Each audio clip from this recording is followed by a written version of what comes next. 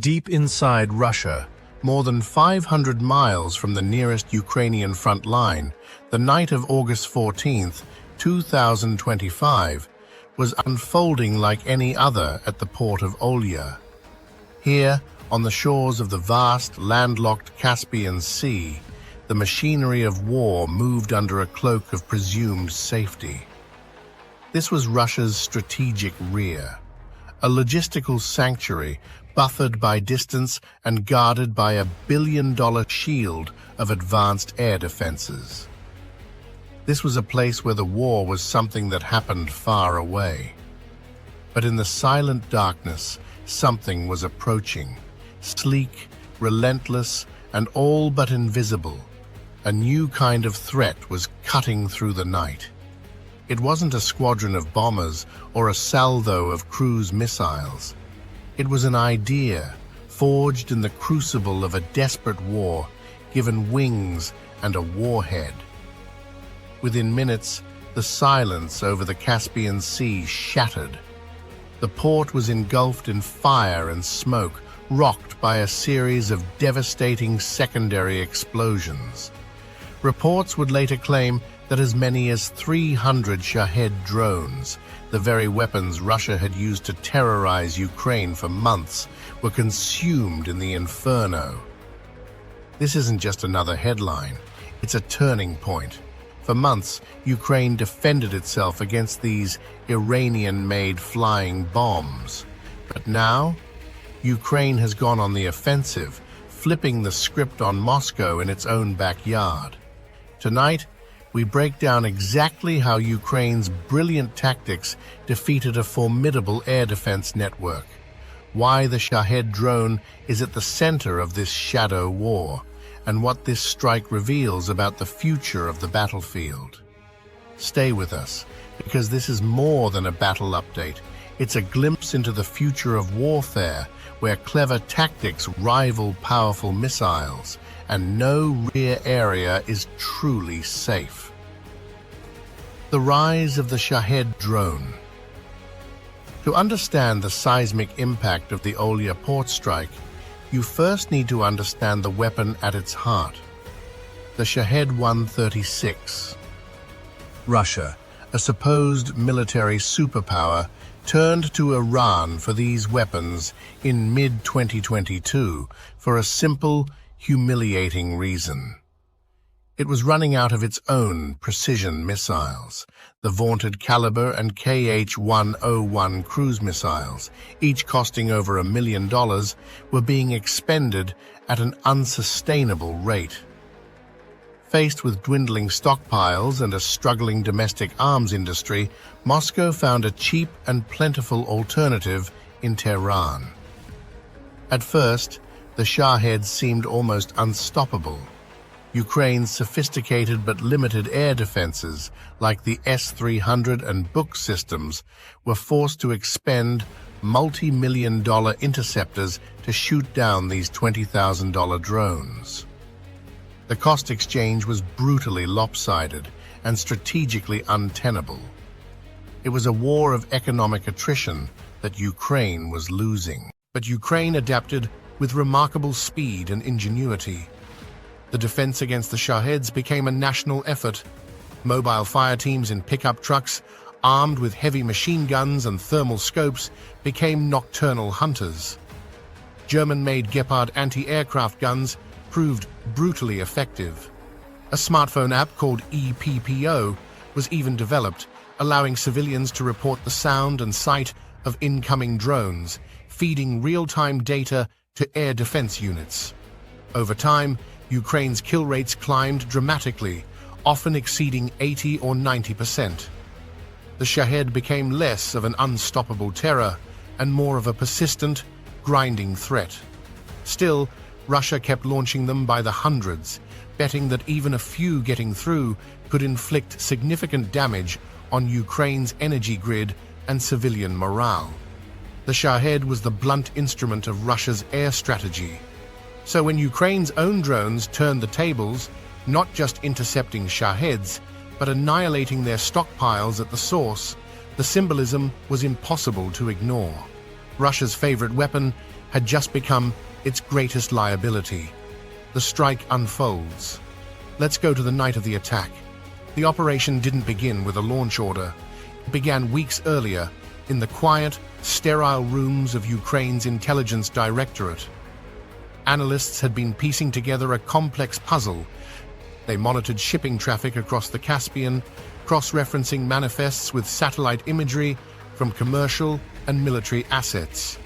They noted the regular arrival of the Port Olya 4, a vessel whose movements corresponded with spikes in Shahed attacks weeks later. Through signals intelligence, they intercepted faint communications, and through thermal imaging, they saw heat signatures from warehouses consistent with the storage of electronics and fuel. The picture became clear. Olya Port was a critical node in the Shahed supply chain. It was the entry point where Iranian components were offloaded before being assembled and shipped to the front. Destroying this node could cripple the network. But the challenge was immense. The port was protected by a layered defense: long-range Nebo-M radars, medium-range Buk-M3 launchers, and, for close-in protection, the formidable Pantsir S-1. A direct assault would be detected and destroyed. The plan had to be built on cunning, not brute force. At approximately 2 a.m., Ukraine didn't just unleash a swarm. It executed a precision electronic trap. The attack began with 2 UJ-22 airborne drive ones acting as decoys. Developed by Ukraine, these are versatile reconnaissance UAVs. But for this mission, their role was theatrical. They were programmed to fly higher and faster than a normal profile, their transponders modified to broadcast an exaggerated radar signature.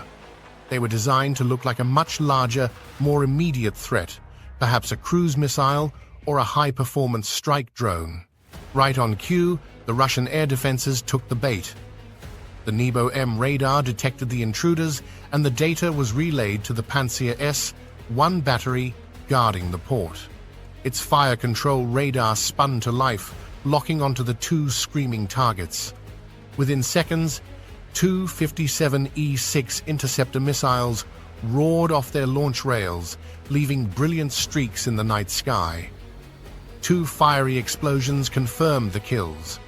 For the Russian commanders, it was a textbook defense: efficient, lethal, and successful. The threat was neutralized, but it was a fatal miscalculation. This was the real genius of the Ukrainian plan. As the Russian radar systems were locked onto the decoys, focusing their electronic gaze upward, and as their crews were resetting their systems after the engagement, the real weapon made its move. A single LUTN-196 fierce strike drone, which had been flying lower, slower, and on a different vector, exploited the temporary blind spot. It slipped through a seam in the radar coverage, a fleeting electronic corridor created by the chaos of the decoy engagement. It was a brilliant bait and switch. By the time the Russian defenses realized they'd been tricked, the true attacker was already past the gate and beginning its final, terminal dive. Its target was not random. It was the specific warehouse intelligence had identified as the primary Shahed storage site. The drone's 165-pound shaped charge warhead detonated, punching through the roof and unleashing a jet of molten metal. The initial blast ignited the fuel and warheads of the Shaheds stacked inside, triggering a catastrophic chain reaction. A massive fireball erupted, followed by a cascade of secondary explosions that ripped through the port complex for nearly half an hour. By dawn, the facility was in ruins. The strike, executed through cunning rather than brute force, had achieved its objective with devastating precision. Why this strike matters. So, why does this single strike resonate so deeply in this conflict? It matters on 4 distinct levels. First, and most simply, it's about economics. Russia imports Shaheds for about $20,000 each. The destruction of 300 drones represents an immediate $6 million loss, but that's just the start. Add to that the cost of the Port Olia 4 vessel itself, the destroyed cranes and warehouses, the indefinite suspension of port operations, and the astronomical cost of now having to deploy more advanced air defense systems to protect the entire Caspian flank. The total economic damage runs into the tens, if not hundreds, of millions. For Ukraine, the entire operation, including the drones and the intelligence gathering, likely cost less than $1 million. It's a textbook example of asymmetrical warfare, inflicting disproportionate economic pain at minimal cost. Second, it's about strategy. Russia has systematically used Shahed swarms to target Ukraine's critical energy infrastructure, attempting to freeze the country into submission during the winter. Every Shahed destroyed at Olia is one less drone flying towards a Ukrainian power plant, substation, or apartment building. This strike wasn't just a military victory, it was a defensive shield, proactively protecting Ukrainian civilians. It directly degraded Russia's ability to wage its terror campaign from the air and bought Ukraine's engineers precious time to repair and harden their grid before the next onslaught.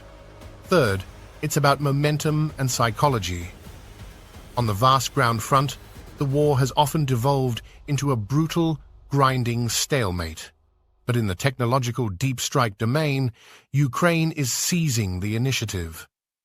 This strike sends a chilling message to Moscow.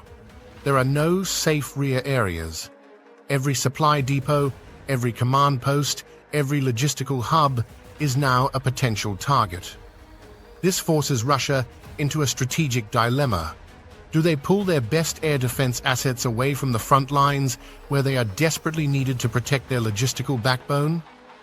Or do they leave their rear vulnerable to more devastating attacks?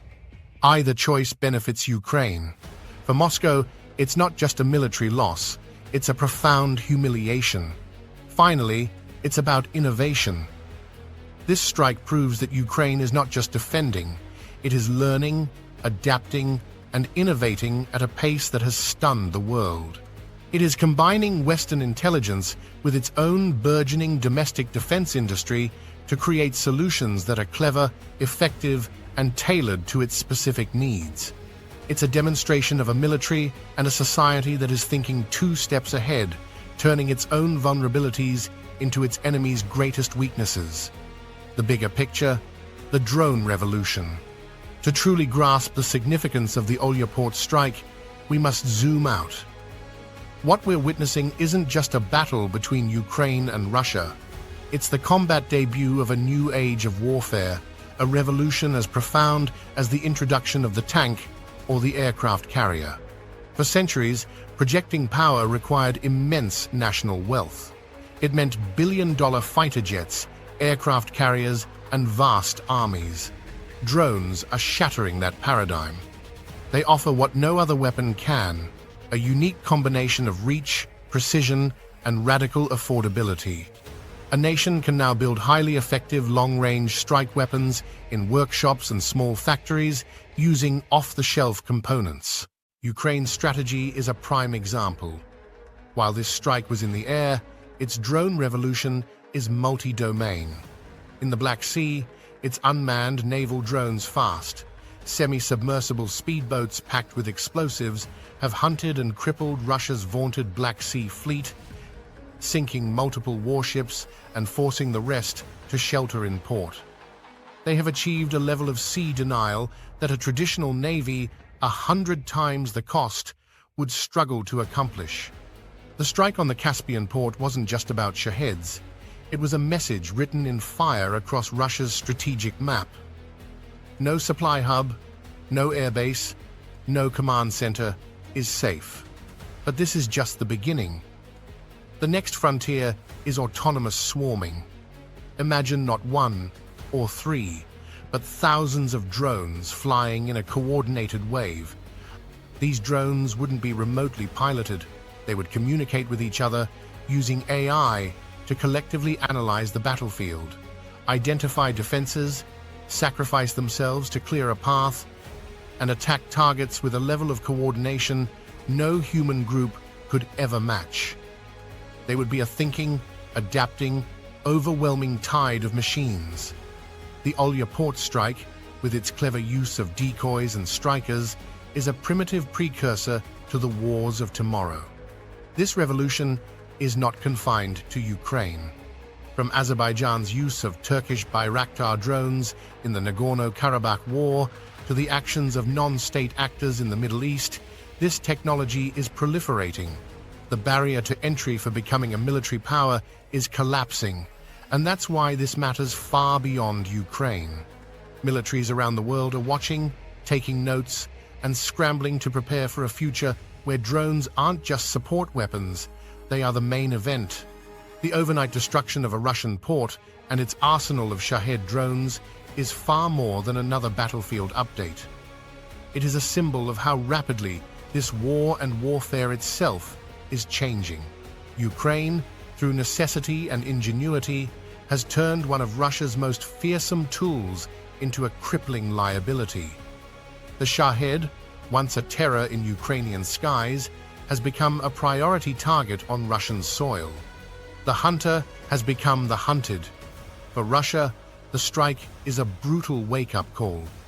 It reveals that distance no longer guarantees safety, that expensive defenses can be defeated by clever tactics, and that their entire logistical network is built on a foundation of vulnerability that Ukraine has now proven it can exploit.